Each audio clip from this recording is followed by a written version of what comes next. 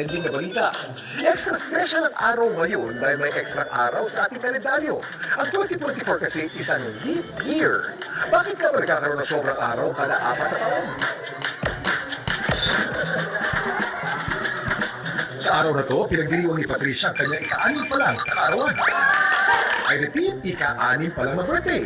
Si Patricia kasi. Isa akong leap year baby. So, ang birthday ko is February 29, 2000. Ang current age ko ay 24. Pero sa leap year ay I'm just 6 years old. Dahil ang kanyang mismong birthday, once every 4 years lang kung sumapit. 2 araw kada taon si Patricia nagdiriwang ng kanyang kaarawan. Nagsa-celebrate ako, pero 28 or March 1. Gusto kong i-embrace pa rin yung pagiging February baby ko. Pero March 1 kasi nadadagdagan yung age ko. under the law sa civil code, 365 days, yun yung pinakount for legal age. Sa years na walang Feb 29, March 1 yung birthday nyo, mag-age pa rin sila normally. So kung ano yung mga karapatan na ma-achieve mo lang pag 18 ka, makukuha mo pa rin 18 years.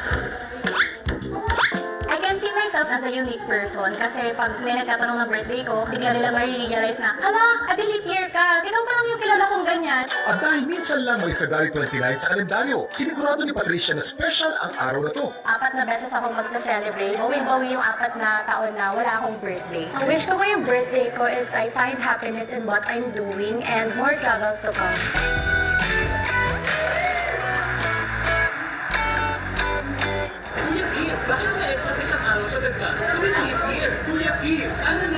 Nangyayari mga leap year para ma-align o synchronize ang ating kalendaryo sa astronomical year.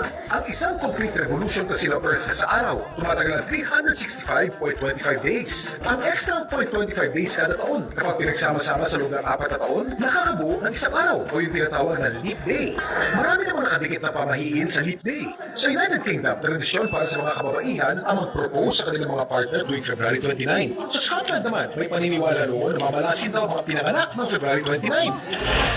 Iniiwasan naman mga Greek ang kasal tuwing leap year sa paniniwalang ang mga kasal posibleng mauwi sa hiwalayan.